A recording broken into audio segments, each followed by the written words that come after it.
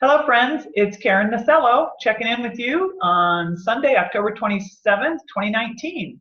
So just a quick update on my book launch, which I had announced back in August, was aiming for November of this year, and it looks like it's going to be in January of 2020. So why is that? Well, I'm learning so much more, and I really want to be able to include some great content and provide great value in my book, which the name of it is Strength and Survival After Cancer Diagnosis, subtitle, A Simple Guide to Heal with or Without Chemo. So the idea behind the book is to be a quick read. So at the point someone has the cancer diagnosis, I actually wish I had had this book available to me when I had my cancer diagnosis. But typically at that time, people are experiencing a whole host of emotions, from fear to overwhelm to maybe anger, confusion. They're not really sure where to go or what to do or where to start. They're likely getting some pressure from doctors to make some quick decisions about treatment. So my advice, first of all, for anyone in that situation is to do the following. Breathe. Yeah, breathe.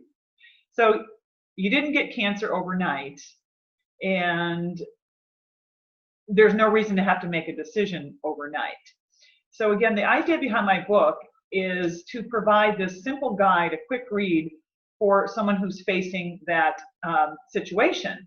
And at the time they face that diagnosis, here's the thing.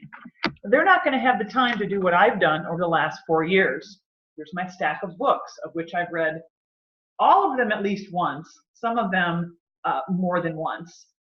And in addition to that, I've attended multiple conferences. I've been through 3 Truth About Cancer Live conferences. Thankfully, it was their Truth About Cancer, A Global Quest in 2015 that I attribute to saving my life. And anyway, there's a whole bunch of content, and the idea again behind the book is to tell my personal story, which is one of natural, nutritional, and non-toxic therapies used for my cancer healing, but to also provide an array of resources and a quick list for someone to know like what they can do immediately if they learn of a cancer diagnosis. So as an example, I'm actually right now writing chapter 6, and the title of chapter 6 is Clean Up Your Environment. And that has to do also not only with your internal environment, but your external environment. It's about 8 chapters, and I'll tell you, chapter 4 was a doozy, which is the importance of detox. So with that said, I just wanted to share a couple other pieces of information for you to know about and to share with others. With regard to cancer, it's important to know that 90% of all cancers are due to lifestyle, diet, and environment. Less than 5% are due to heredity or genetics. And the other thing is our bodies create cancer. So if they create it, don't you think it's logical to think that we could also heal it? It certainly is. The human body is innately programmed to heal. What we have to just do is remove the obstacles to healing.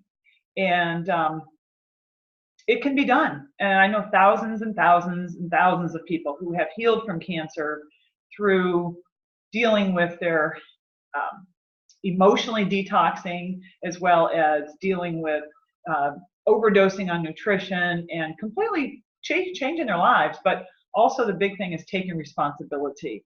The doctor's not going to heal you, and we have to own it. So you are responsible for your health. And these are some of the things I've learned through my journey, and you'll hear it over and over and over again from many of the top natural health practitioners, even many of the integrative as well. And ultimately, that's really the answer to cancer healing, is taking an integrative approach.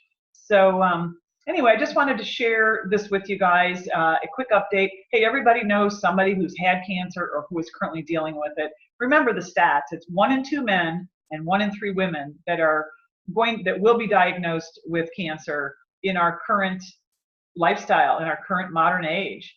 So it's a Western disease. But anyway, if you are interested in being on my VIP list for my upcoming book launch, please respond to my message. And I'm also going to include a couple recipes, or at least one, my favorite one, from this book, Leanna Werner Gray, Cancer Free with Food. Really amazing, her story as well, but lots of great recipes and information about what foods are great for which cancers, and a multitude of easy to make healthy recipes. So anyway, with that, please give me a like or respond to the message and let me know to keep you on my VIP list, and I'll have another update soon. Thanks.